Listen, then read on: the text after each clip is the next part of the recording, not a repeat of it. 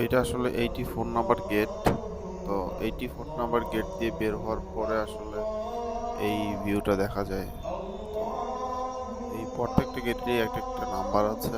এখন যখন হচ্ছে যে নামাজের সময় তখন আসলে অনেক মানুষ থাকে এখানে, তখন কিন্তু আসলে হারিয়ে যাওয়ার একটা চান্স থাকে।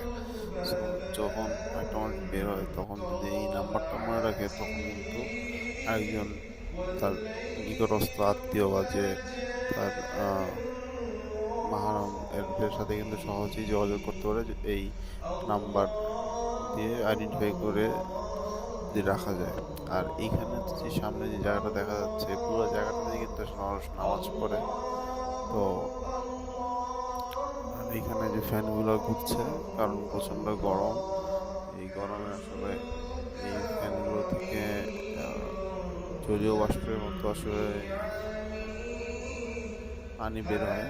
তো সেটা থেকে গরমটা কিছু কমে। আর এই বরাবর হচ্ছে কি ক্লক টাওয়ার, যেটা বিশাল বড় একটা হোটেল, এবং এখানে রেস্টুরেন্ট আছে, মার্কেট আছে, সবই আছে আসলে। আর এর নিচেই হচ্ছে যে কেএফসির একটা দোকান আছে। তো আমরা ওই কেএফসি দোকানের কাছেই যাচ্ছি।